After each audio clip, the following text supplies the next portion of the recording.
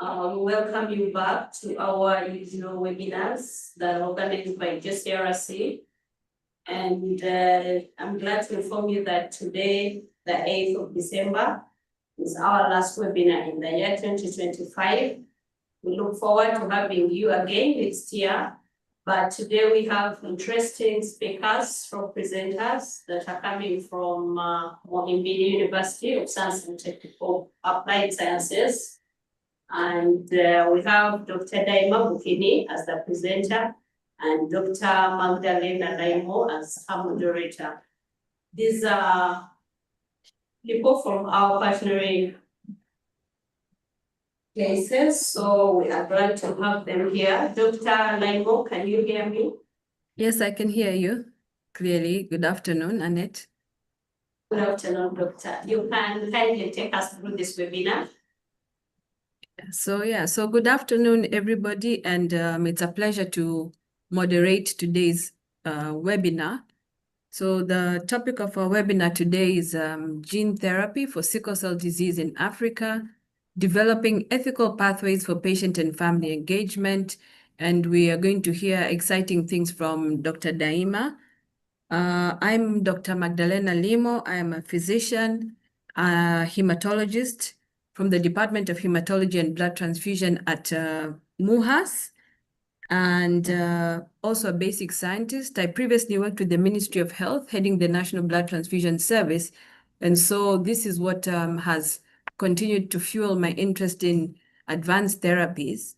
And we also have a huge burden of sickle cell disease in the region, and hence also, further fueling my interest and keenness to see this area or these advances also available for our patients.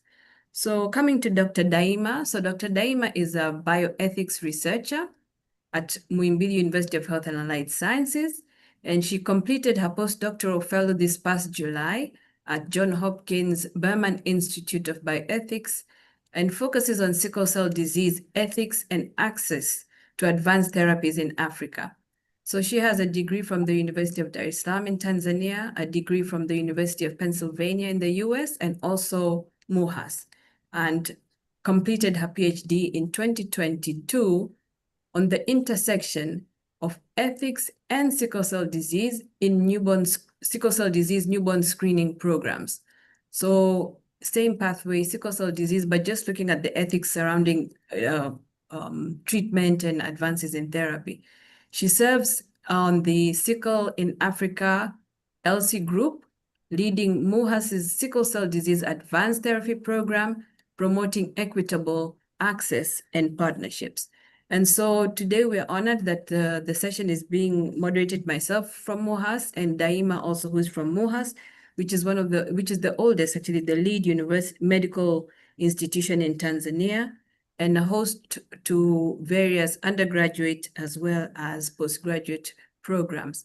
But most importantly, we are honored that this capacity project, which is funded by the European Union, the EDCTP, is a joint collaborative between 3 countries. We have Portugal, we have Uganda, we have Tanzania. It's a 3-year project, and the main partners are the Uganda National Council of Science and Technology, the UNCST, Joint Clinical Research Center in Uganda, the National Drug Authority in Uganda, MUHAS from Tanzania, and the University of Coimbra in Portugal. The main aims are regulations, monitoring, training, and sensitization. And I think this is one of the interesting sessions where we're going to hear about advocacy, engagement, and just building a better understanding and support for gene therapy in sickle cell disease. So let me stop here and invite our speaker today, Dr. Daima. We'd also like to just take this moment to acknowledge and welcome the participants. So far, we have 50 participants, and so this is really going to be an exciting presentation. We have quite a number of people online already. So thank you very much, and I hand it over to you, Dr. Daima. Thank you, Dr. Magdalena, for the kind introduction, and thanks to JCRC and the Capacity Project for inviting me here today. to share some of the work that we are doing here at MUHAS as part of the Advanced Therapy Program. And if you can allow me to switch off my video to help my internet speed.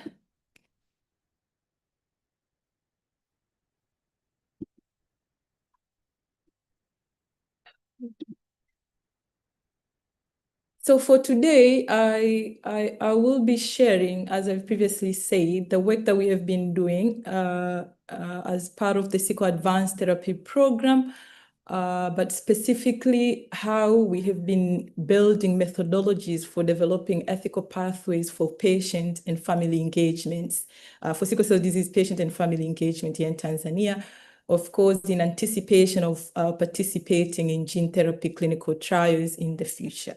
And again, my name is Daima Bukini. I'm a bioethicist. And yeah, my work has all been around sickle cell disease, the ethics around sickle cell disease.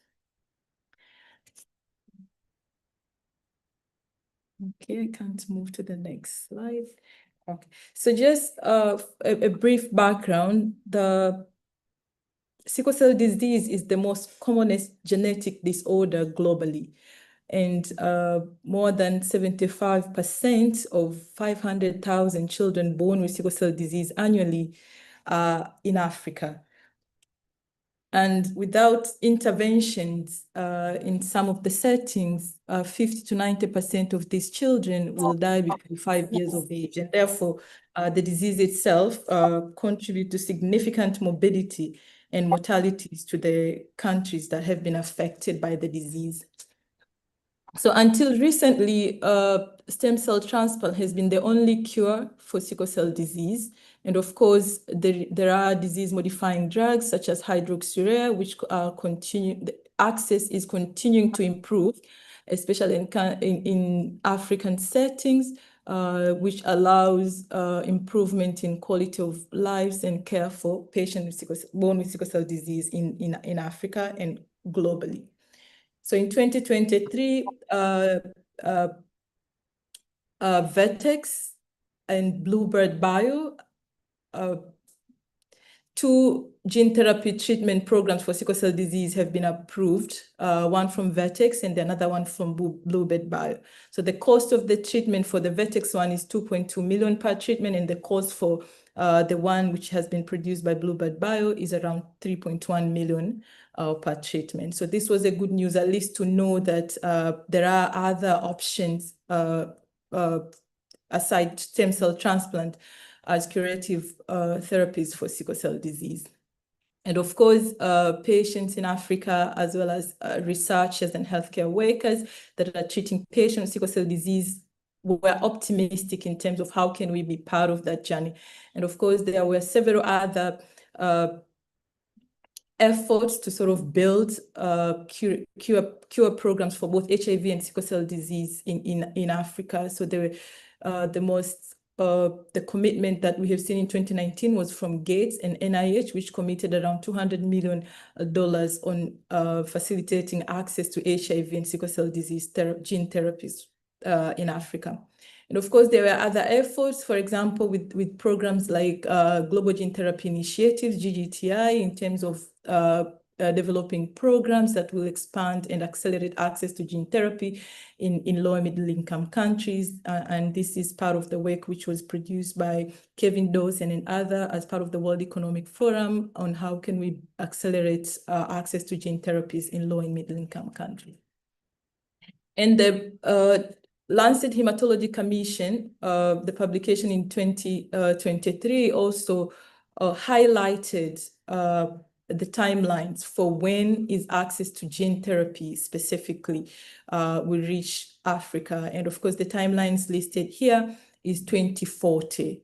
So if I can quote from the report itself, development in gene therapy, although this would have seemed unrealistic a decade ago in terms of curative treatments becoming available for patients with sickle cell disease, but now it seems like the development in gene therapy could potentially make it achievable in a near future. And of course, again, I'm quoting the timeline here of 2040, with, of course, ongoing scientific and infrastructure investment, that we might be able to achieve effective, safe, and accessible cure globally by 2040. So specifically in Tanzania, we are 5th in the world, having the highest burden of sickle cell disease, and birth prevalence is estimated to be up to 16,000 per year. And also overall under 5 mortality is estimated at around 6%. And there has been strategic efforts continually to strengthen comprehensive care services for sickle cell disease in the country. So these include expanding access to newborn screening programs, making sure that there are decentralized care for sickle cell patients up to district health facilities, training healthcare workers in proper management of sickle cell disease, making sure that we have guidelines for management of the disease. And also sickle cell disease has also been included within our national NCD strategic plan. So all of these efforts, I think for over the past 10 years, have been able to change significantly the current status of care services for sickle cell disease in Tanzania. So in parallel with that, the government has also been investing in developing curative programs in the country. So we currently have a bone marrow transplant center, and I think this has been opened in 2021. And so far, around 20 children below 12 years of age with sickle cell disease have been already treated within this center and cured from sickle cell disease. So I think there has been progress in terms of investment into curative programs for sickle cell disease in the country, in parallel with strengthening comprehensive care services. So I'll talk a little bit about the sickle cell program, which we are based. So the program has been established around 2004. So it's currently running for over 20 years. We have around 8,000 patients registered within our registry, and more than 80% of patients registered within our clinics are children below 18 years of age. And currently, the sickle cell disease clinics is happening around several facilities within Dar es Salaam and outside. And this is part of the Sickle in Africa program, the Sickle Pan-African Research Consortia program, which also involves other countries, including Uganda. So in 2021, as part of strengthening advanced therapy services for sickle cell disease, we started an advanced therapy program at MUHAS. So the purpose of the program was to develop advanced therapy intervention for sickle cell disease. And we were hoping that we'll be able to achieve this through collaboration with researchers, healthcare providers, and patient advocates. And we are focusing on 4 main areas: health advocacy, research, training, and partnership. And the therapies that we have been focusing on are exchange blood transfusion, bone marrow transplant, and gene therapy. So when we first started with developing screening programs. So within the screening program, we aim to screen patients with indications of benefiting from more advanced therapy interventions from our clinics. And these are the Sparkle sites clinics. And once we identify the patients that will benefit either from, based on the indications by the clinical team, the patients are being referred to the advanced therapy clinic. So far, we've been able to screen around 2,000 patients with sickle cell disease within our clinics. And 1/3 of those patients have been referred to advanced therapy clinic for more advanced intervention, more specialized care. And with those, there are patients who are using hydroxyurea and others who are not using hydroxyurea. But at the same time, some of those patients are referred into red cell exchange transfusion program. We are also running an HLA typing program so that we can identify patients that have matched sibling donors that we could also refer to the bone marrow transplant center at Benjamin Mkapa Hospital. But at the same time, around that time, we were also hoping for those that do not have matched sibling, we could also refer them for gene therapy programs, either here in Africa or outside. So these are some of the achievements that we have so far been doing. So for example, we are already running an advanced therapy clinic with more than 157 patients that are being consulted. And I think it's important to also note that 70% of those that are attending clinics are children below 18 years of age. So we are also running exchange transfusion programs in partnership with other healthcare facilities. So for most part, the exchange transfusion were done at Aga Khan Hospital, but currently some of those exchange transfusion are done at Muhimbili National Hospital, and we have some of our researchers that are doing HLA typing programs. And we all this work has been documented within a publication which came out, I think, in January this year. So I think in the most important part in building all this work is also to make sure that patients and families are comprehensively engaged within the programs. So I would note here from the publication by Kevin Dawson, where he mapped out several categories that needs to be included to ensure that we are establishing a gene therapy clinical program, and part of that includes study participants at the center of the programs. And I think the aim is to shape research which is being developed, but also the way that the research questions are being designed, and also to promote uptake of the intervention and ensure accountability, affordability, and accessibility of the interventions once approved. And I think within our program also patient and family engagement has been a core activities within all the work that we are doing. So for example, we had a partnership with the Novartis Institute for Biomedical Research. We had several aims, but one of the key aims that I hope to also share most of the work within this presentation is Scope of Work B, which aims at identifying patient-driven barriers and enablers to use for in vivo sickle cell disease gene therapy.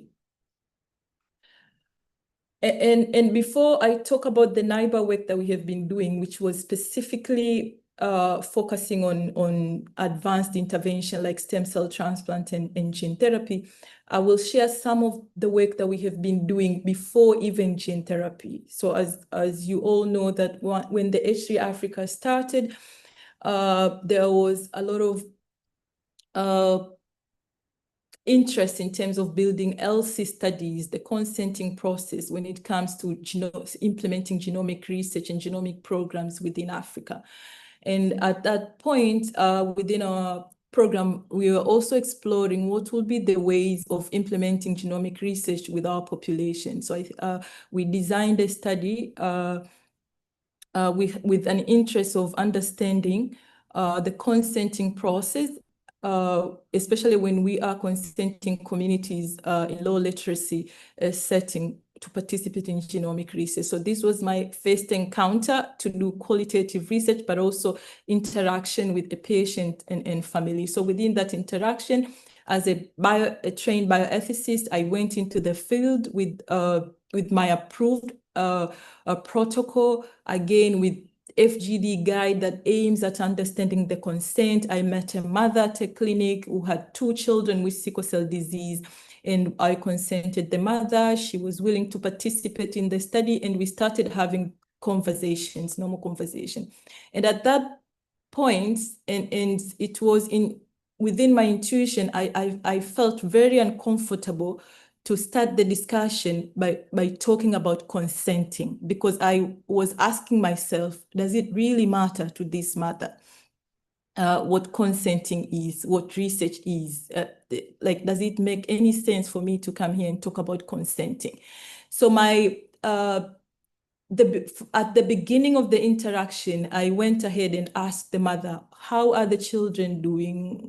What kind of care are you expecting at the clinic? So within conversation that will make much more sense to the mother. And the mother started to provide much more detail in terms of what are the care that she's receiving at home. And through that conversation, I learned that the mother was a single mother, very recently divorced with 2 children with sickle cell disease. She had to move towns. She was still finding her a place in terms of understanding how care. So this was a regional referral hospital where I met this mother. So she was still navigating the process of bringing the children to the clinics. When are we taking the medicine? Who should we see? So the whole conversation went for 30 minutes up to 45 minutes, not to talk about consenting part, but mostly to talk about the day-to-day care of those two children, which we are also sitting at the back and hearing all those conversations. So at that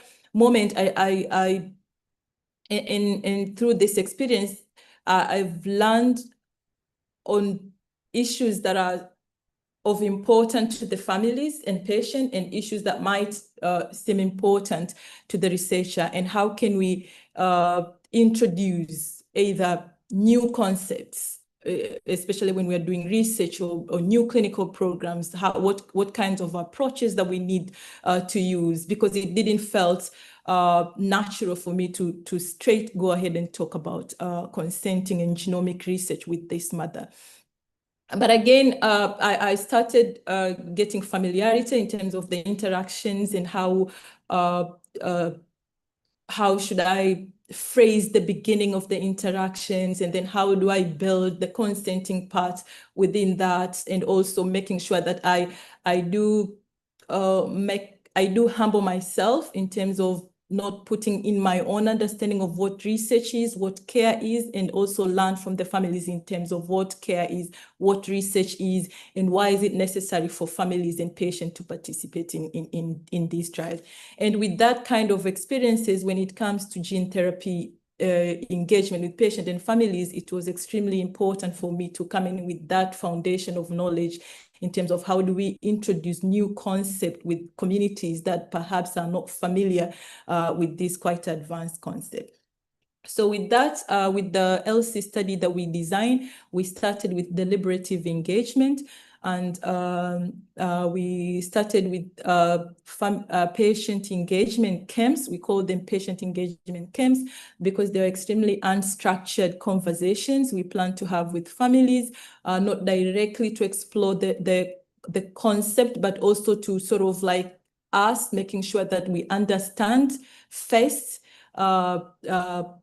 the information that they already have. How do they want to be engaged within those kinds of conversations, so that we can learn the phrases, we can learn the methodologies and the approaches that we can use to engage with them. So for step one, we engage with around 50 individuals. So these include patients and families within 3 camps that were implemented between March and June consecutively.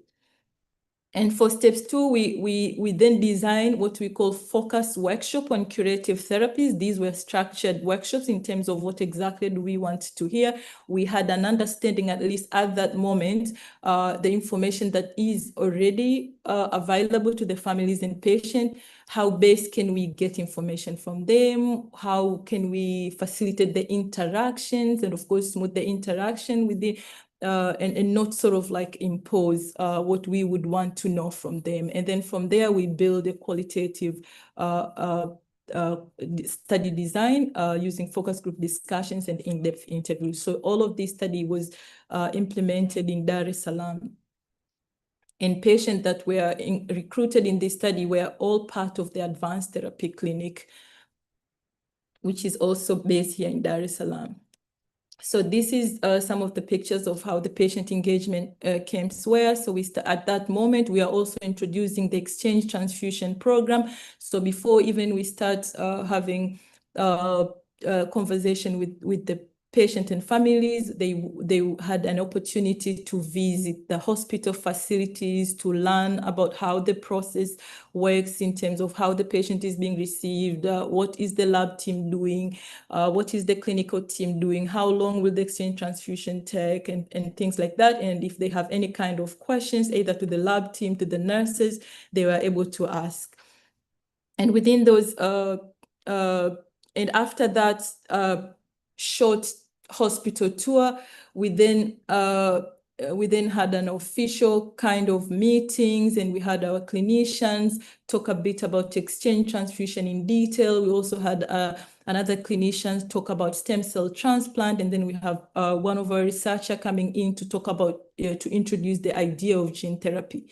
And after that, we open up conversation in terms of whether do you have any kind of questions, any additional information that you would want to know, so that we could also learn from them in terms of what are their thoughts as in terms of these advanced therapies. So even within those 3 workshops, when it comes to the Q&A session, the patient and families came back with questions not related to the advanced therapies. The questions were mostly related to the current standard of care that they are receiving, whether they have concerns in terms of delays, whether they had concerns in terms of changes in either location of the facility that they were quite familiar with, that the child is now being seen at adult clinic, and the families want them to be seen within the pediatric clinic. So even within those few sessions that we had, the conversation was still focused within the current standard of care and their interactions with the current standard of care. They didn't come in with questions of what exchange transfusion was, what stem cell transplant was, and so forth. And then after that, the research team went back and we analyzed the data, the observations that we had, and we started mapping out for a much more structured workshop, patient engagement workshop. And this time we only focused on stem cell transplant and gene therapy. And we were able to do 2 of these workshops. The first one we did on 11th June 2022, and then we had another one on 19th April of 2023.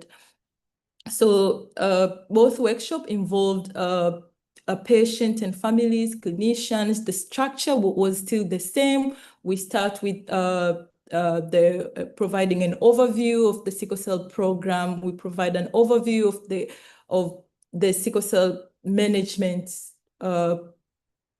status within Tanzania, and where to go to access these, how do you get hydroxyurea and so forth. And then we had questions from the participants. And then after that, we had one of our researchers talk about stem cell transplant. And then we also hear from the patient if they have any, and families, whether they have any questions in relation to that.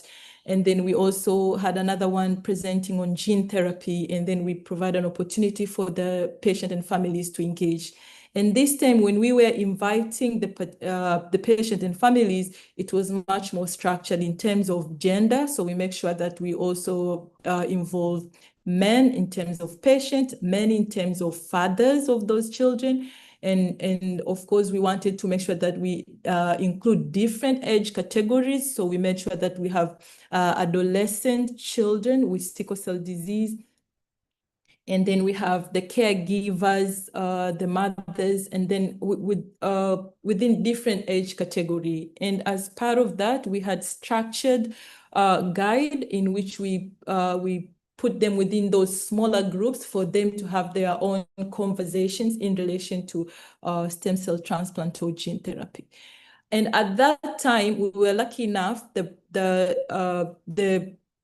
stem cell transplant program at Benjamin Mkapa was starting. And therefore, when we came in for the patient engagement workshop, patient already and families already had an idea of what stem cell transplant is. It might not be correct, but at least they know there is something happening which will cure sickle cell disease. So the conversation were flowing a little bit organic by the time we were doing the focus workshop, and we involved a total of 102 individuals. So in summary, these are some of the findings from the patient camps and the patient camps, as well as the patient focus workshop, in terms of how did they help us to build the methodology. So for example, they were quite important, both camps and the workshop, to help us to develop the qualitative tools, both the in-depth interview as well as the FGD guide. So for example, this is one of the quotes that we received when we were through the questions that we were asking in the structured guide, you were not clear at first when you say, what are you thinking about advanced therapy? It is not clear. The question should be specific on bone marrow transplant and gene therapy. And from a feedback like this, we were very focused when we went into the qualitative study to specifically mention stem cell transplant and gene therapy and not combining them and say curative therapies or advanced therapy. So they want, so for it to be clear to them, it needs to be specific. What exactly are you talking about amongst these advanced therapy? But also the interactions that we had through both the camps and the workshop were extremely useful to guide us in development of proper Swahili translation. So because some of the words we had in explaining gene therapy, we didn't know what will be the easier Kiswahili word to use for people to understand, because all these conversations that are happening with patients and families are happening through Kiswahili.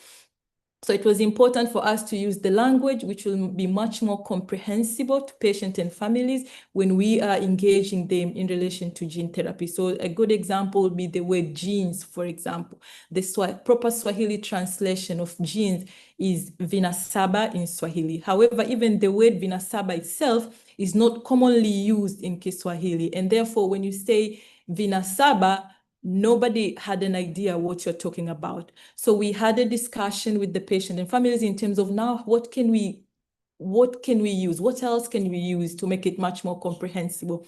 And the suggestion where we use the word chembe, which translates as particles, small particles in English. So when you say chembe, instead of kinasaba, it's sort of like, it resonates to the commonly used words and interactions, and therefore it's easy for them to follow the discussions. So beginning from that, within our qualitative tools, we changed the word vinasaba to chembe when we are explaining what gene is to families. And of course, because all these patients that we were recruiting were coming from the camps, from the workshop, and then these are the patients that we recruited within the qualitative. There was a slight increase in knowledge and understanding if the patient or a parent went through either the camp or the workshop when by the time that we are meeting them at the qualitative. So there was a slight increase in understanding of stem cell transplant gene therapy at the time when we started the gene therapy, the qualitative study, which took us over 2 years to implement. Which took over 2 years from when we started with the camps up to when we were comfortable enough to engage in qualitative. And of course, the whole process was extremely helpful in facilitating recruitment because it was a purposive sampling in terms of who do we need to recruit when it comes to in-depth interviews or focus group discussion, because we had familiarity and we built a rapport with these patients and families through all those sessions that we held for over the years. And we submitted a paper to Age of Empirical Bioethics explaining the processes that we have used to build this methodology, and it's currently available as preprint. So in terms of developing the qualitative study, by the time we were at the qualitative study, we at least were comfortable to develop the tools in terms of what kind of the key topics do we want to explore. So one of which was we were quite interested to, not only we were quite interested, but from the conversation we had, a patient and families were coming in with different information with regard to gene therapy and stem cell transplant, which we thought was extremely important to capture within the qualitative study. So our first question when we were doing the qualitative was to ask if there are, what are their understanding? Where did you hear? How did you hear about gene therapy as well as stem cell transplant? And at the time when you heard about these therapies up to now, have you changed? And like your ideas with regard to this treatment, have they changed and why? And also we wanted to understand the decision-making process when it comes to enrolling a child into any of these therapies, because as I previously said, most of the patients that we are seeing are children below 18 years of age. So the decisions are mostly being done by parents. So we wanted to learn in terms of how the decision-making process, especially if it involves a child with sickle cell disease, when it comes to enrolling them into either stem cell transplant or gene therapy programs. And of course, knowing that, and I think we'll talk a bit about it later, within our communities, the work of caregiving for children with sickle cell disease is mostly the work of mothers. And as we are all aware, both stem cell transplant and gene therapy require a very long treatment as well as post-treatment follow-up. So we wanted to know who within families will take time off to bear the caregiving burden, and while they are on those roles, who else is going to support the families in other ways? If, for example, there are other children within the house and the other household responsibilities, how are they going to be divided within those 9 to 12 months period? And of course, what we asked about the information that they want, how do they want to access the information, and so forth. And of course, the most important issue was also the cost. How do we pay for this therapy? Should it be private? Should it be out pocket, and so forth? So we were able to include 81 individuals. We did 8 focus group discussions, 4 with patients, 4 with caregivers, and we did 26 IDIs, 13 with patients and 13 caregivers. In terms of gender distribution, 54 of those involved were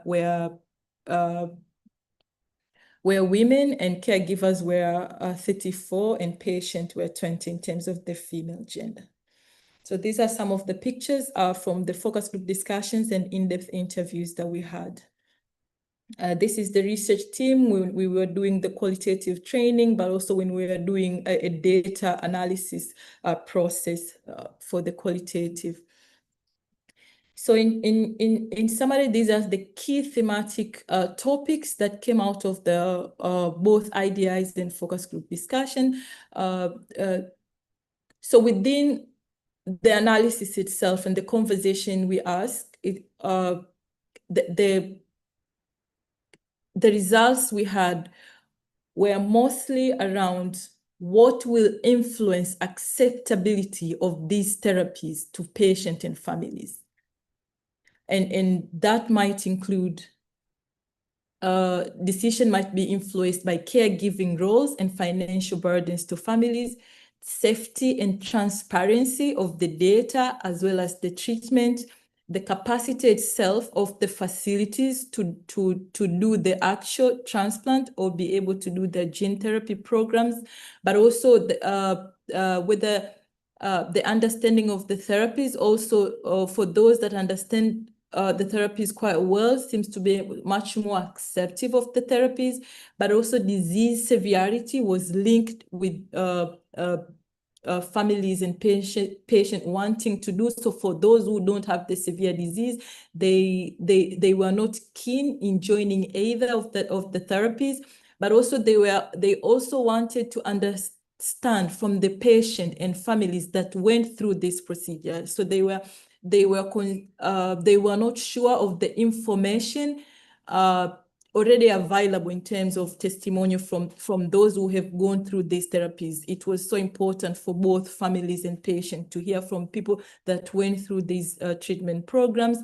But also it was important, especially for adult patients, when they are going into these therapies, they were asking questions in terms, while I'm on a 6-month treatment program, who's going to support me in terms of the caregiving in the hospital, but also for those that had families, like who is going to support my family, my children. So it was important before making these decisions to make sure that they have enough support system, either of friends, relatives, to support them within the treatment. And of course, the treatment costs at the initial stages discourage further engagement. Like when you talk about a 2.1 or 3.2 million therapy, I think the interest stopped right there. So these are some of the quotes in terms of motivation of that were linked to caregiving challenge. So this was a parent who said, when I first received this information, I was truly relieved and felt that now my children have found a savior. We parents face very tough challenges, and it can be difficult because of our financial situation. Sometimes a child gets sick in the middle of the night and you have nothing in your pocket, yet you need to take them to hospital. So we go through many challenges. So for them, cure was extremely important for them because it will help with the caregiving challenges that they are currently experiencing, a one-time cure solution. And also some of the quotes related to motivation, which was influenced by safety of the therapies. So this is a quote from a patient. So even when hydroxyurea arrived, the questions were the same, like, what is this thing? How does it work? We were worried, but then the questions were answered and we got used to it. We are hoping the same will happen with these new treatments. The important thing is if they are safe. We don't want to come out with changed skin color or other side effects. They just need to be safe and affordable. And then this is a quote which was linked to having a family support. And I think this was coming from a patient. First, let's work together with relatives or friends to prepare your environment, because after undergoing treatment, you will be dependent for a certain period. Therefore, until you recover, you need to be under close care. Thus, working with relatives and friends to create a supportive environment can allow one to recover quickly, and so forth. And then there were some quotes related to motivation related to disease severity. And I quote here, however, what might motivate a patient to undergo treatment is their health condition, which could increase the need for the procedure. For instance, some patients can't go more than 2 months without being hospitalized, which creates a greater need for this treatment. So those are some of the few quotations from the qualitative study. And I have here, I hope we have to share some of the video recordings that we did with the consent of the parents with the. Naitwa Beatrice Jasper na umri wa miaka 33. Annette, can you confirm that you can hear? Ambayo nilitambulika kuwa nina sickle cell nikiwa na umri wa miaka 5. Yes, we can. Yes, please. Mambo ambayo yanaweza kuathiri watu wasitake kutumia kupata haya matibabu ya kudumu. Mojawapo ni elimu. Kuto kupata elimu ya kutosha, kwamba usipopata elimu ya kutosha huwezi kujua faida ya hicho kitu ambacho unatakiwa kukipata. Kwa kumaanisha kwamba usipoelewa nini maana yake, faida zake na hasara yake. Hasara yake tunaweza tukaona kwamba usipoyapata kwamba utaendelea kuteseka na hii shida kwa muda mrefu, na ukiyapata ni kwamba unaondokana nayo, yani unaondokana na hii changamoto, yani unaondokana na zile athari za kuumwa mara kwa mara. Let me play another. Naitwa Beatrice Jasper na umri wa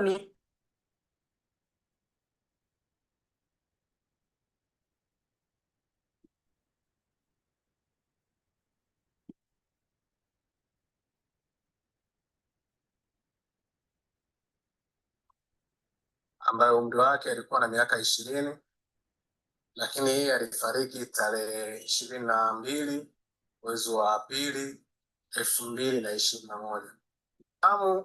Kuhusu matibabu ya sickle cell kupitia kwa rafiki yangu ambaye alinieleza kwamba ameona kuna taarifa zimetoka katika televisheni ikionyesha kwamba kuna huduma ya kupandikiza uroto kwa ajili ya kuondoa sickle cell.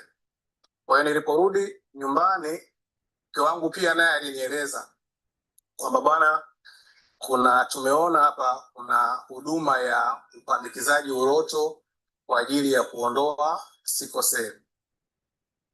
Kwa hiyo kimsingi, baada ya kunieleza vile, kwangu niliona ni jambo jema na nilifurahi, kwa sababu niliona kama upo upandikizaji wa uroto wa sickle cell ambao unaweza ukasababisha kwamba mtoto mwenye sikoseli akawa hana kabisa.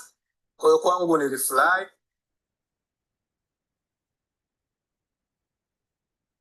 Okay, so those are some few video recordings that we were able to make with some of the few patients and families who consented to do that.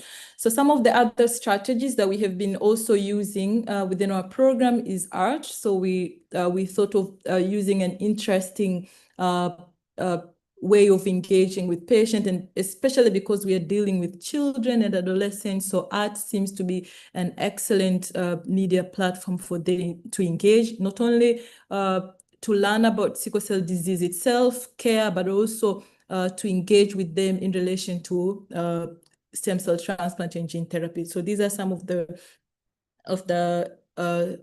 art exhibition we had, and also we learned also from the beginning that they are much more interesting if you coupled all this engagement section with some things that had direct impact to the current standard of care. So blood drives seems to be an excellent program to also couple when we talk about advanced therapy intervention. So for most part, whenever we have our engagement session, we make sure that as part of that, we are also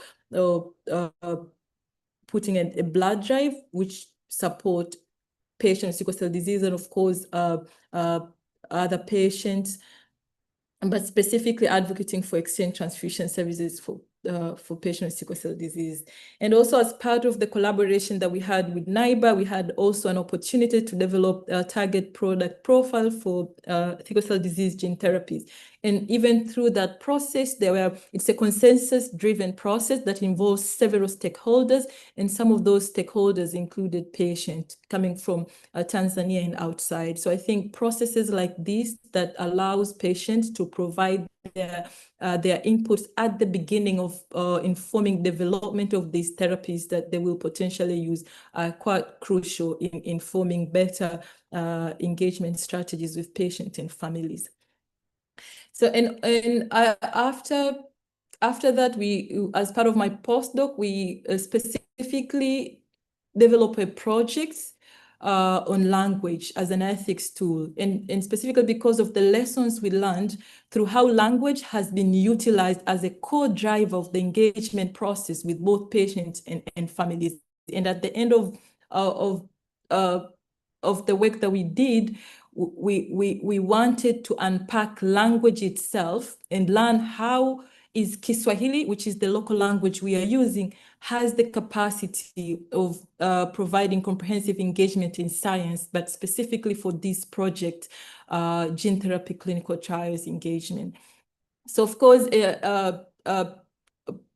science and medicine within our context is being taught in English. However, when it comes to interactions with patients and families, we need to translate and interpret all of those within our local language. So again, with the researchers, scientists, and healthcare professionals, they have first a goal of making science of science, especially new scientific innovation like gene therapy, for them first to understand. And also there is a role of politicians, policymakers to look at a possibility of these being implemented. And then now, how do we then communicate these great interventions to patients and families? So within all that process, it takes a lot of interpretation within our local setting in terms of language, in terms of feasibility and so forth. And of course, within some of the lessons we had in terms of how do we define gene, how do we define DNA, but also how do we even define sickle cell disease when we are talking about this. But also when we are making this translation, what is left within the translation, what is not communicated, what is being oversimplified so that we can easily communicate in Swahili. And then with those kinds of lessons, how do we then use Kiswahili and be able to connect with it, not to introduce a different experience based on the interpretation, several interpretations we had, but use it as a tool that is capable of providing a comprehensive ethical communication, which is also culturally aligned within the community, but also provide us with the experiences of doing engagement. And again, language itself has already been documented within bioethics as a significant driver of either engagement within clinical practice as well as research. So some of these works have already been published within bioethics literature in relation to language utilization in ethics.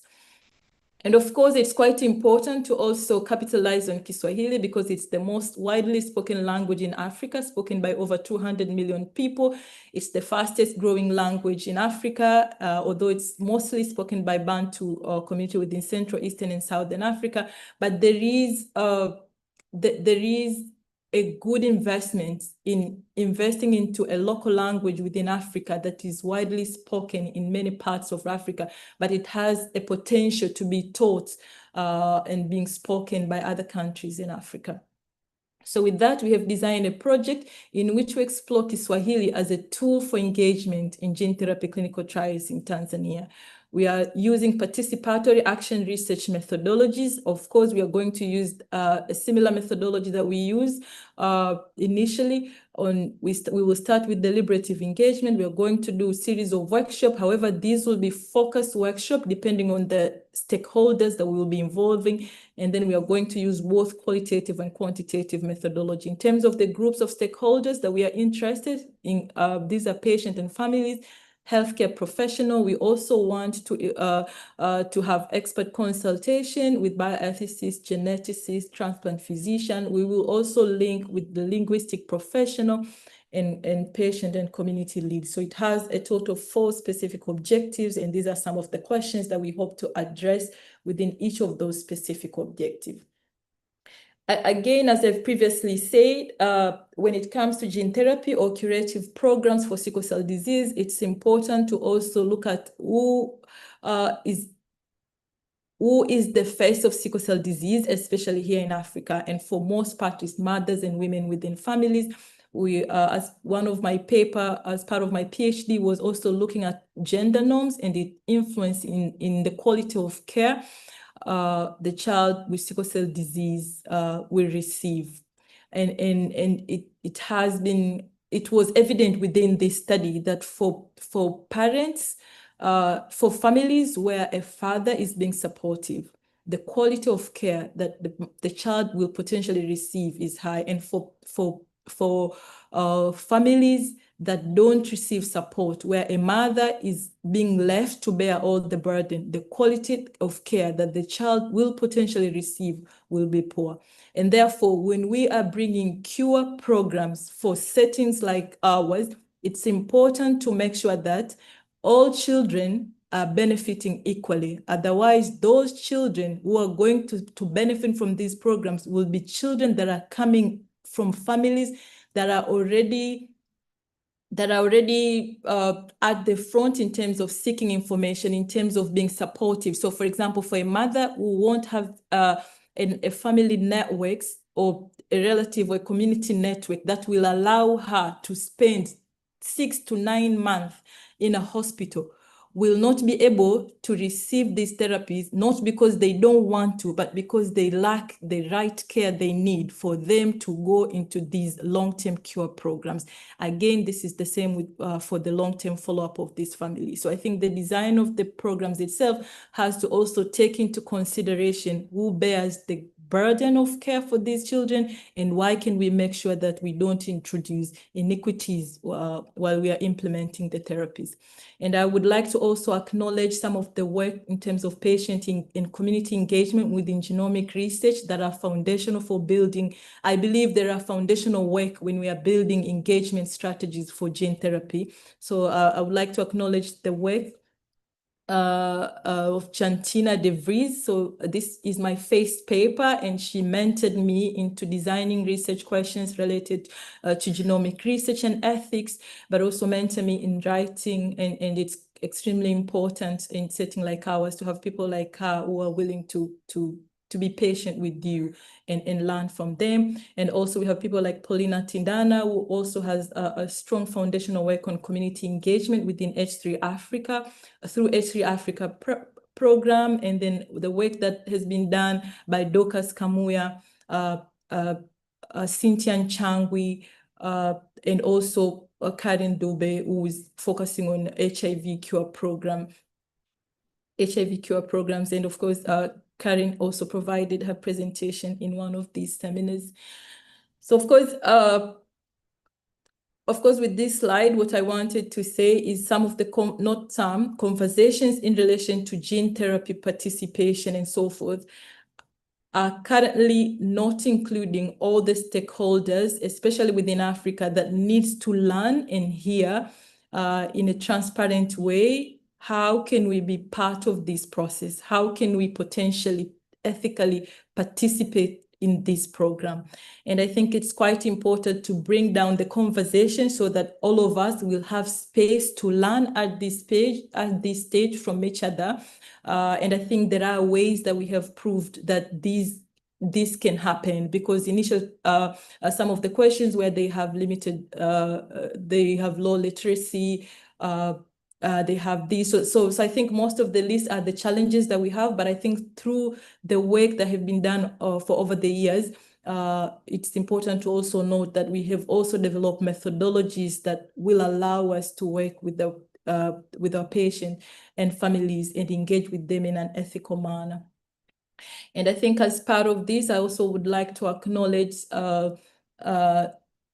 I think to pay tribute to some of the patients that we have lost while we were working on this project, who had provided excellent contribution in terms of how they see gene therapy programs will look like for them and for sickle cell disease community. And I will quote here Mr. Kidiga, whom we have lost, who participated within our qualitative study, and I will translate it in English. Patients with sickle cell disease are going through so many challenges, and there are times it's difficult, it's very painful to look back. And as you know, our country is fourth in the world, is fourth in Africa for having many children, many patients with sickle cell disease, and therefore curative program like stem cell transplant and gene therapy, it's important for them to reach patient communities within our settings. I would also like to acknowledge our collaborators that have supported us within our work, and specifically the Capacity 2023 project for organizing this gene therapy webinar series. Thank you very much, and back to you, Dr. Magdalena. So, yeah, thank you, Dr. Daima. I'm kindly requesting all participants to fill in the evaluation feedback form, which has just popped up on your screens. I hope everybody can see that. And really thank Dr. Daima for an excellent presentation. I think this is a very, very rich presentation. We can see that a lot has been done. Yes, so a lot has been done, but every time you do a lot, then there's always more questions arise, so we still have a whole lot of work to do.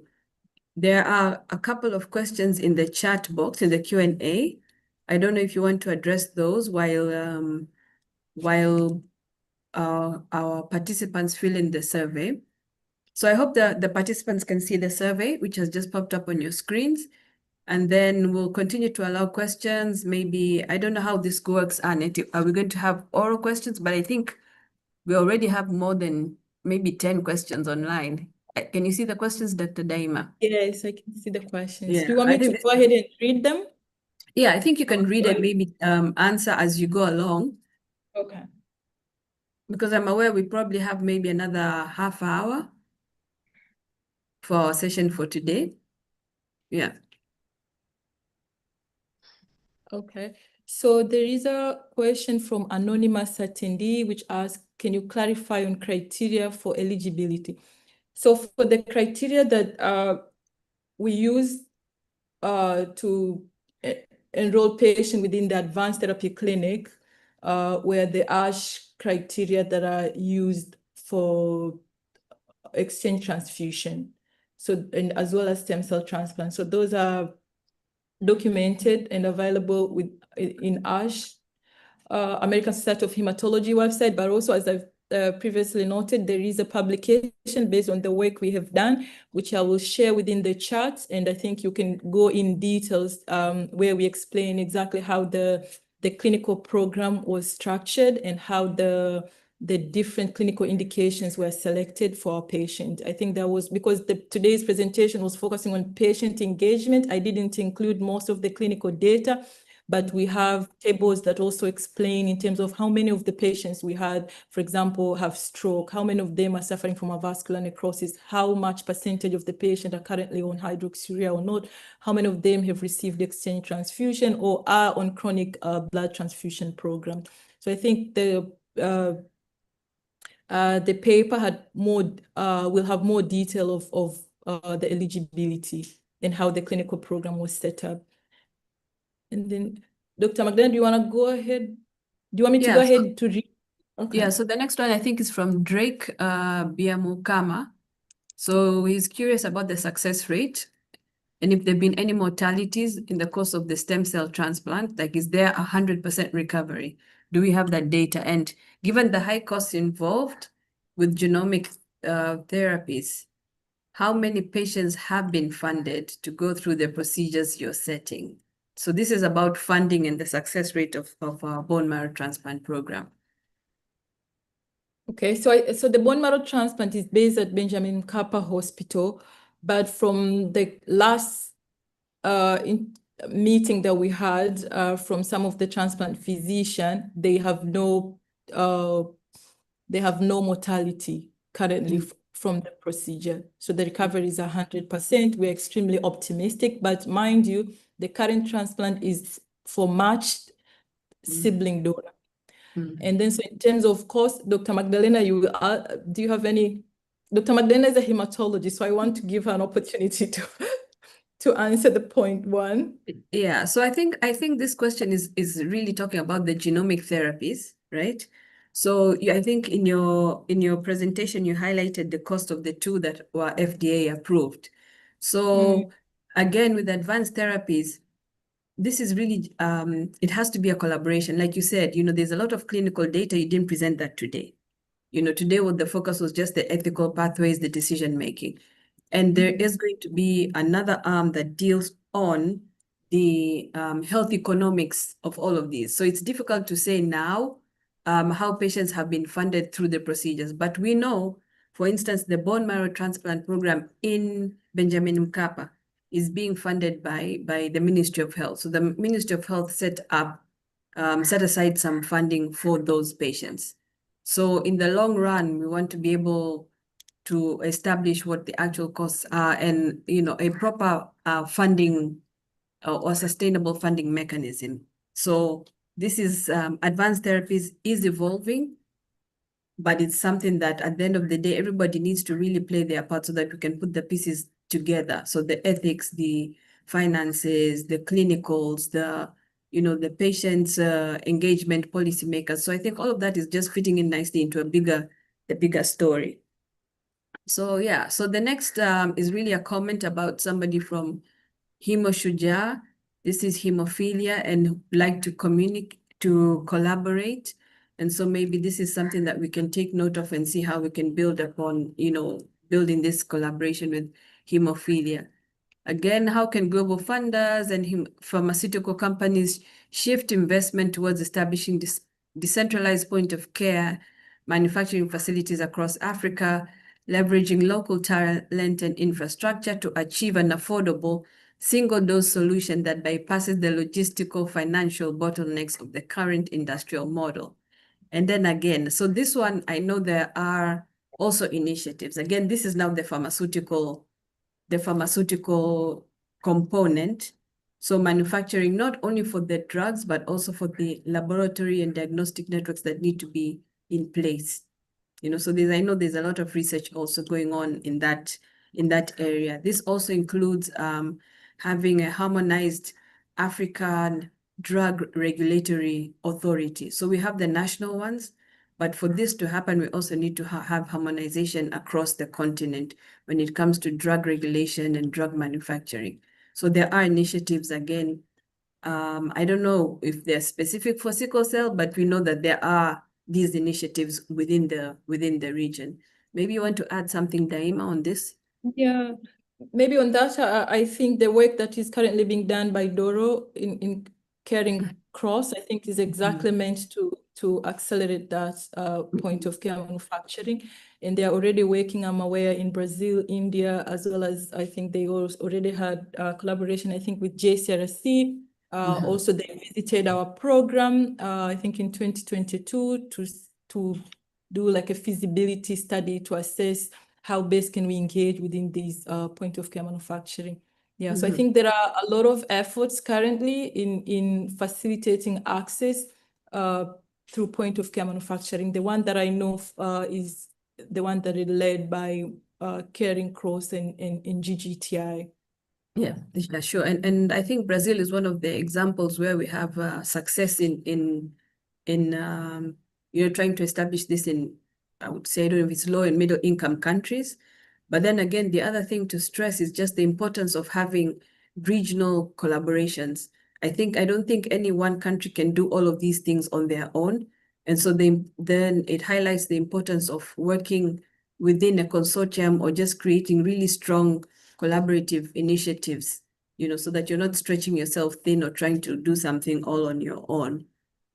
Yeah, so the next one is from a layperson's understanding, does advanced treatment options mean the disease cannot be transmitted to offsprings of the persons who have been cured of sickle cell disease? This one I'm going to hand over to you, Daima, because you've done a lot of work on this, and I really admire the fact that you're able to even include a component of language, because usually that's the most difficult part. You're learning all of this in English, complex science, but then you've managed to really, focus on how can you make this message understandable so that people are actually making very informed decisions in Kiswahili. So any thoughts on this, Daima? I think for the current gene therapy, they are, I think, somatic, so they don't, the disease, so no, so it doesn't mean that the offspring that will be born will be cured from the disease. So I think the person who's asking is talking about germline editing, and I think so far the approved therapies are somatic and not germline. So from a lay person, does the advanced mean the disease cannot be no. So the disease will be transmitted. So the cure is only for the person who has been treated, and the offspring will not be cured from the disease because it's somatic, it's not germline. Yeah, so again, this also highlights the other aspect of genetic counseling. So there's also that component of genetic counseling when we talk about a comprehensive care package when we're dealing with sickle cell disease. So again, despite the fact that you will have done the gene therapy, curative gene therapy for the individual who is affected, you will still need to do the genetic counseling or the genetic screening, couples. So a lot of ethical issues, but really it's making sure that you have a complete understanding, the whole spectrum. Can you transmit? What does all of this mean? Thank you to Robert Kiduma. He also had a follow-up questions. Are these treatments also applicable to carriers of sickle cell disease, and is it necessary for carriers? Daima? I'm not aware that the currently approved therapies are for carriers, because I think we are treating the mutation of the sickle cell disease mutation and not the carriers.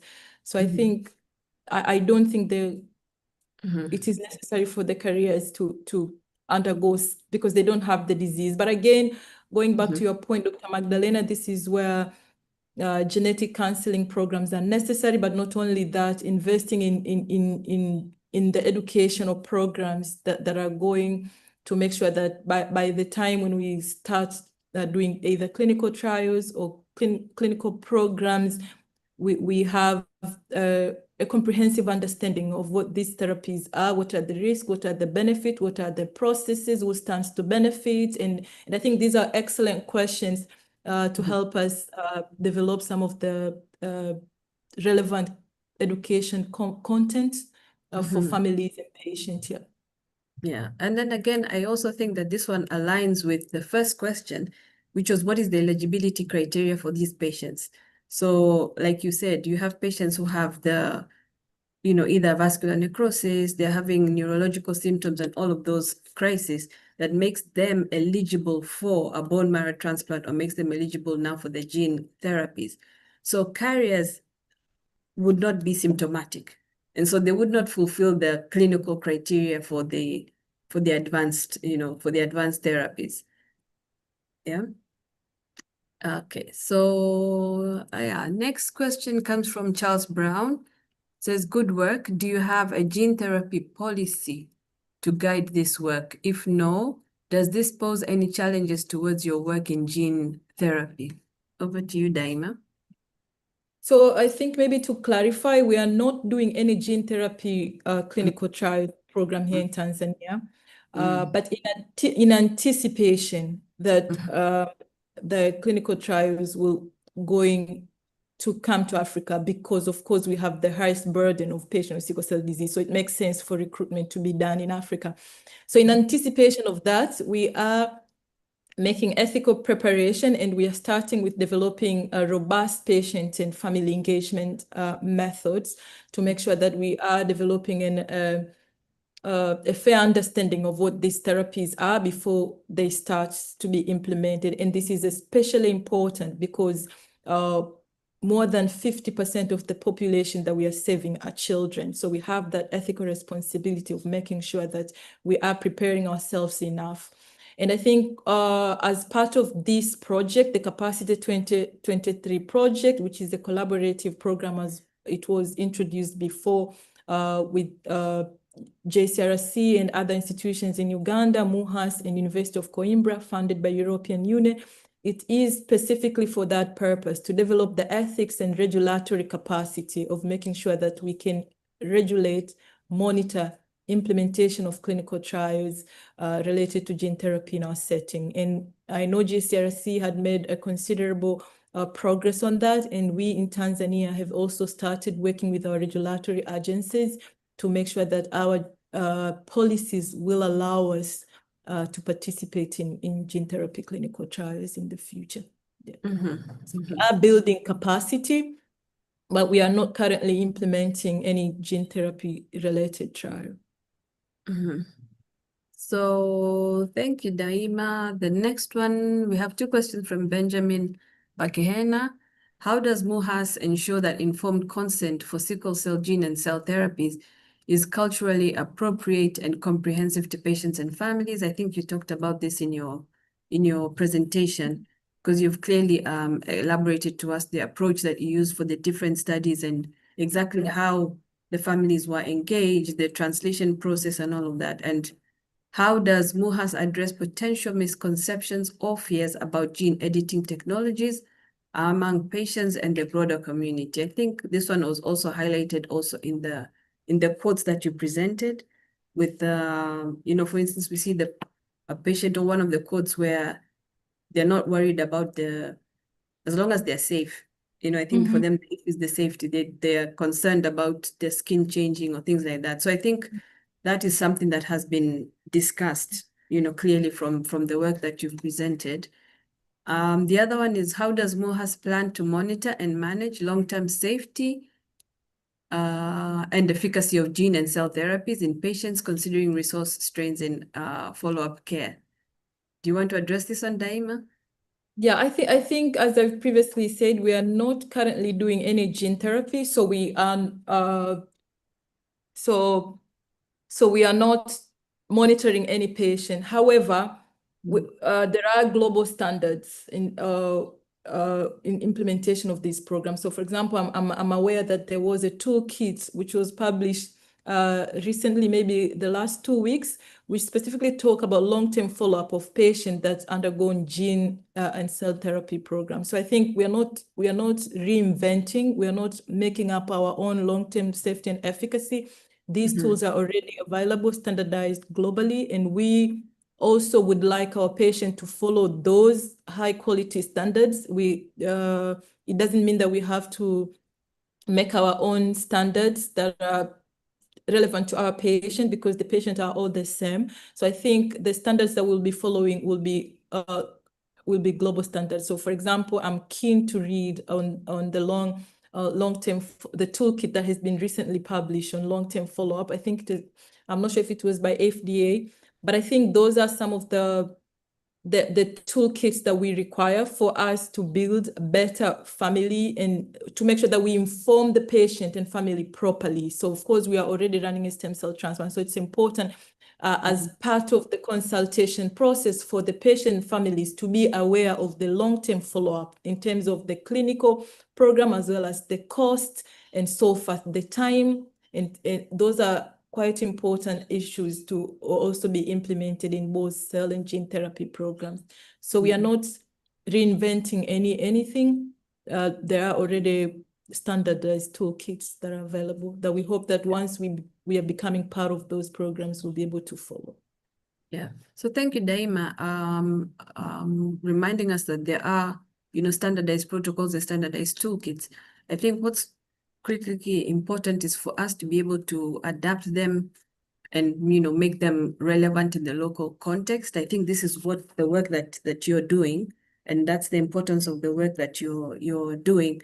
But then the other thing is just making sure that as a group or as a region or as, collaborators, we are ready, because the rest of the world has really gone, started slowly, but gene therapies are evolving so fast, and every day you have new approvals for different gene therapies in the Western or the developed world.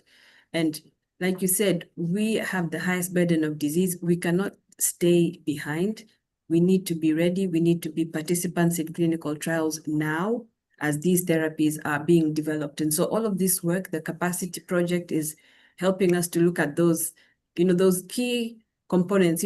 Everybody thinks maybe just on the clinical aspect, but there are other very important aspects. I think, like we said at the beginning, we have the regulatory component, the monitoring of the safety, the capacity building, and this which you presented, which is the sensitization, the advocacy, engagement, and making sure that everybody just has a good understanding. The key players, the patients, the patient community, policymakers, our families really have a key, a good understanding of the issues, right? Again, we have Himo Shujaa, and he talks about researchers, pharma, patient advocacy, co-develop standardized, culturally adaptive decision-making toolkits and engagement materials that transparently communicate the ultra-high financial cost, even if it's subsidized, the long-term risks, and the demands of gene therapy, thereby ensuring genuine informed consent. I think you've covered this already, Daima, right? So yeah, but also, yeah, welcome. let me just add, so the continuation of this program is exactly going to do that, because at the beginning, we were not able to go in and co-develop anything because we wanted first to have an understanding of what's the information that is available within the communities. And I think the project has helped us a lot in terms of identifying several partners that we will need in the co-development stage.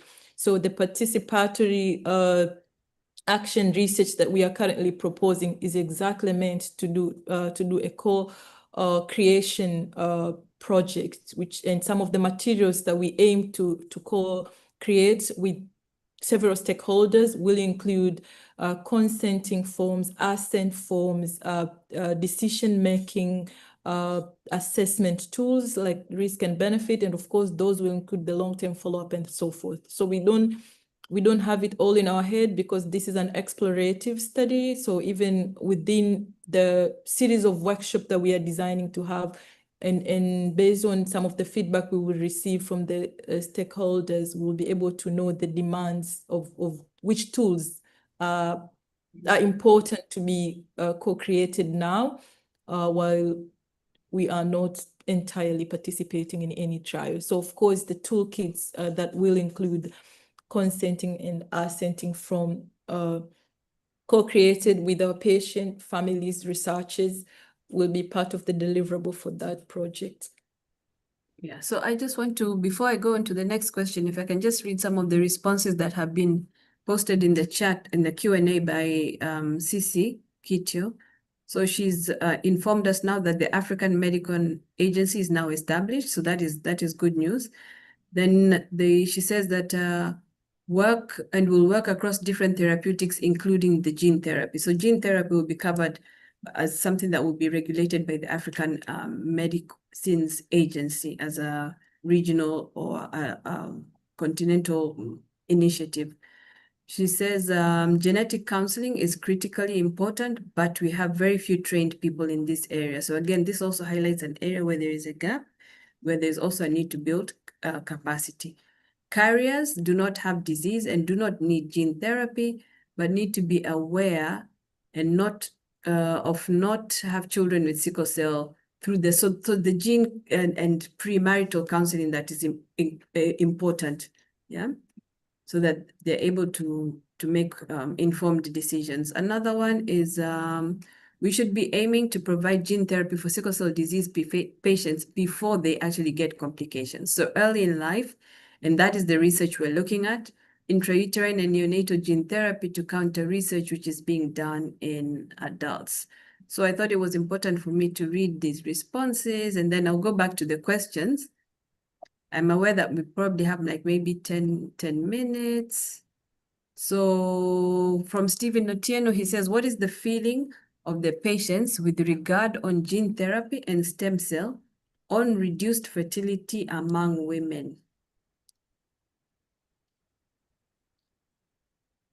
Oh, so from the cohort of the patients that we have interacted with, this did not come up within our, and it doesn't mean that concern is not there, but at least we did not have that. So for example, some of the concerns we had was an adolescent patient, a boy was asking, if I am being transplanted stem cell from a girl, will I change? Will my gender change?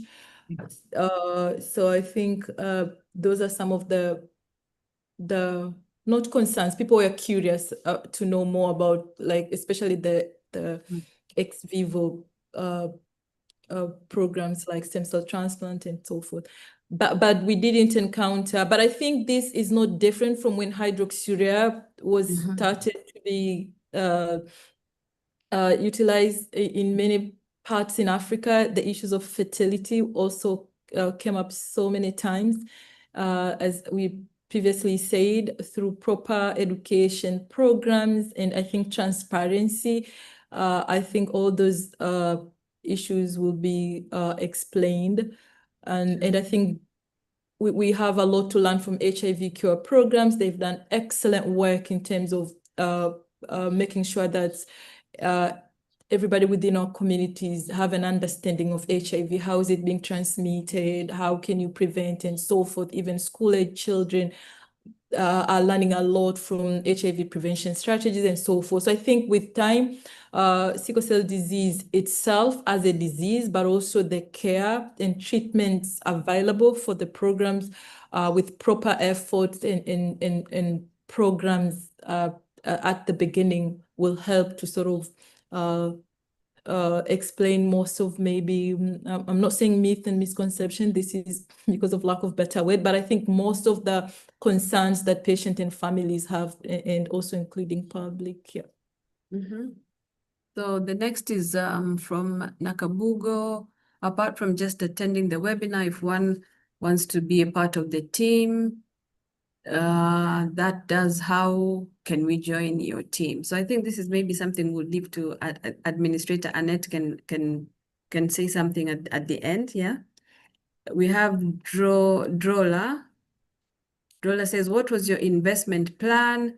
How much do you think you're invested from infrastructural set to operational? Do we have a cost for this? So I'm not sure if specifically they're asking about the stem cell transplant or the research program that we are having. So maybe just to clarify, most of the work that we are doing at the program are research funded programs, and we have again, because this is a patient engagement presentation, but we have a comprehensive presentation of the funding that we have been receiving for over the past 5 years, and how both of those funding that were meant to either improve, were meant for advanced therapy, so either clinical program or research, have been utilized and help us to establish the program itself for over the past 4 years. In terms of human resource and supporting again the clinical services that we are currently coordinating as well as research. So we have that. So for example, the initial funding that we started with the program was a WHO a Dr. Lee Jong Walker Award, which was a $50,000 awarded to Professor Makani that we used to set up the program itself. And then through our collaboration with the Novartis Institute for Biomedical Research, we did the TPP work as well as this ELSI work.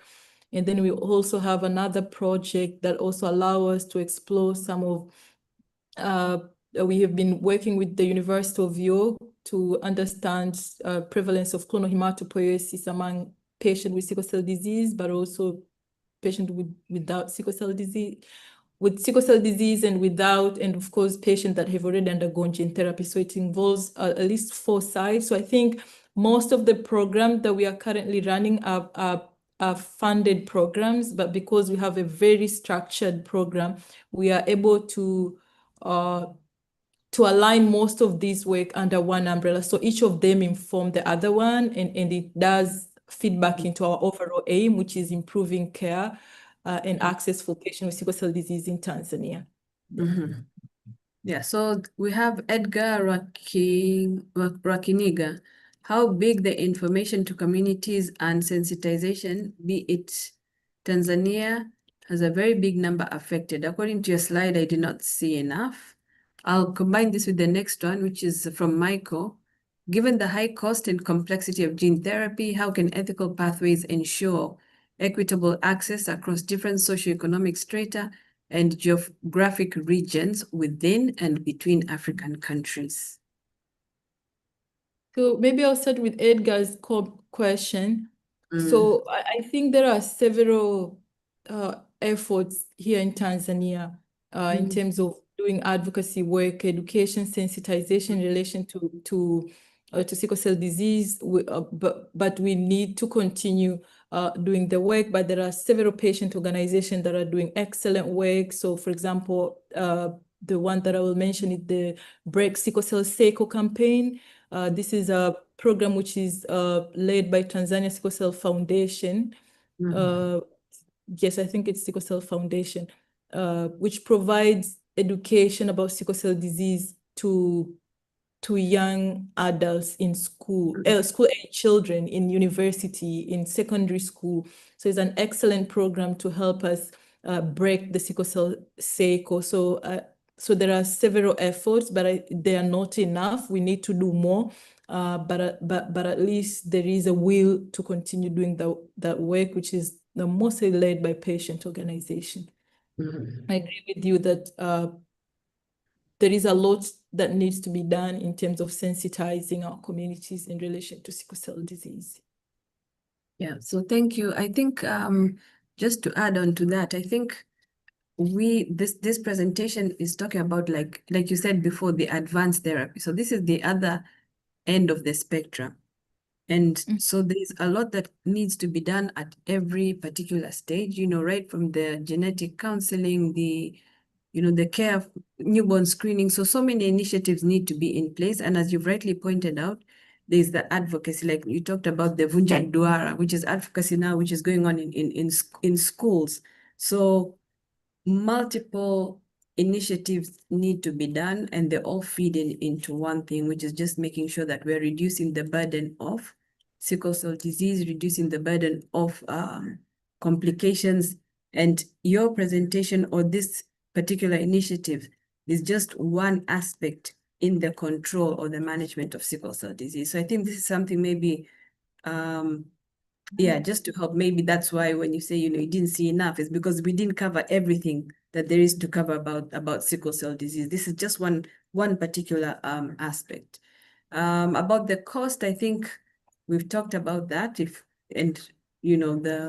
need for the collaborations, the need to have a better understanding, the need for engagement of policy makers, which I think are things which are ongoing. Yeah.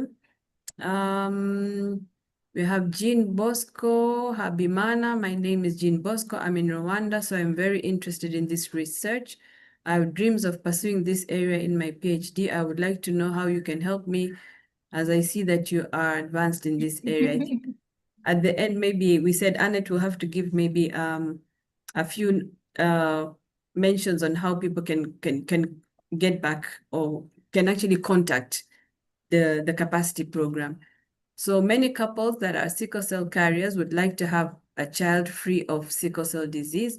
Are there services for early genetic diagnosis as part of IVF for these couples? There's another one. Yeah. Do you want to say something, Daima? So early genetic diagnosis as part of IVF. Yeah. So I think the question is whether these services are available. Is it so yes, this is already being done. This is not something new. It could be new in our setting in Tanzania or in Africa, but I think people are already using early genetic diagnostic and IVF to prevent having a child with sickle cell disease. But if these services are available in Africa, I am not sure. I'm not sure. I can't even comment on in Tanzania. Maybe if you are aware, Dr. Magdalena, but I'm not that confident if these services are offered here in Tanzania. But I'm so as part of the IVF, no, I know that we have IVF services. I know there's genetic counseling, but if there, genetic counseling for sickle cell disease, so to have the two combined in one particular, I don't have that evidence. But I'm sure that if you are to go to the IVF clinic or to the genetic, there would be a way to create solutions for people who want to have, who want to have children. Yeah. So I'm going to go fast because I think we're kind of like over time. There's another question about cost. The clarification you already did that we're doing bone marrow transplant and not gene therapy. Thank you for the tremendous work. Can you elaborate more on capacity building and implementation? I think, mine is thumbs up. I'm glad the genetic counseling aspect popped up. I'm a genomics scientist who took interest in medical genetics, which is part of my coursework. SCD is one of my focus areas when it comes to science communication, also to my capacity of SCD genetic counseling, filling a critical gap. I'll be delighted to be part of the capacity building program. So this is Fiona Obanda. Thank you very much. Do we have any statistics about Brazil? Okay, so then another one is, yes, Medable introduced long-term follow-up model for cell and gene therapy trials to reduce cost and improve patient access. So this is another example of how to reduce the cost and improving patient access. Dr. Samuel Mpunya, can Daima talk briefly about the roundtable meeting about access to gene therapy in Africa held in Nairobi last month? I was also in attendance as a convener. So you want to make a comment? I think maybe this will be a final comment before I hand it back to ICT for closure. Thank you, Daima. Oh, okay. Yeah, so thank you, Dr. Mbunya, for pointing that out. So I would like to thank the HCAP, which is HIV Africa Acceleration Partnership Program, which brought up participants from Tanzania, Kenya, and Uganda. We were in Nairobi for 2 days, and we were talking in depth about issues like this. How do we facilitate access to sickle cell disease and HIV gene therapy? And it was such an interesting conversation because both HIV and sickle cell disease partners were in one room, because I think from those conversations, it seems we have a lot to learn from each other. And I think our goal is facilitating access to gene therapy. And I think we agree to work together, and there will be several meetings coming up to continue having these discussions. And I think as East Africans, we have a lot in common and there is a lot to leverage in terms of infrastructures that are already available within both of these countries. And for that matter, we are quite optimistic that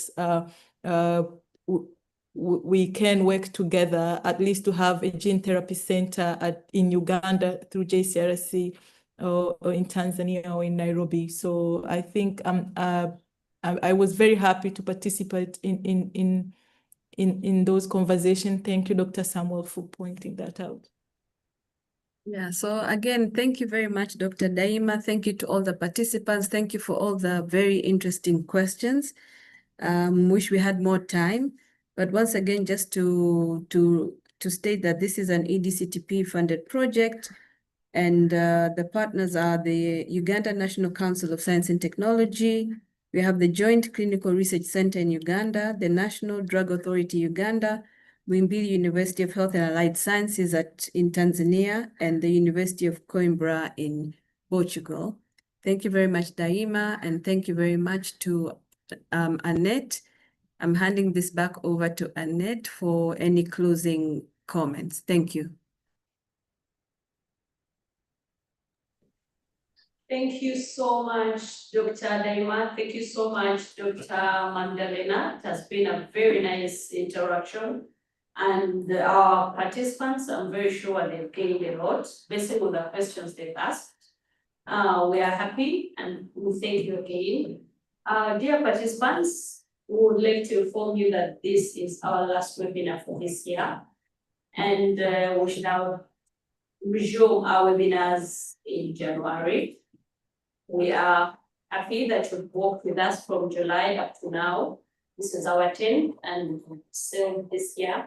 Thank you so much. All the information from the first webinar on the 21st of July to this one, for the 10th, are available on our JCRC YouTube page. You can find all the information. If there is anything you need to know further, you can kindly still find the contacts for JCRC. I saw a gentleman from Rwanda who wanted to do a PhD. Still, we can find out more from JCRC. And again, thank you, our presenter and moderator. Thank you. As Dr. Magdalena said, special thanks to the European Union for funding this. The project is basically for building capacity. Thank you, participants. Thank you, presenters and moderators. Thank you. Yeah, thank you very much. Right.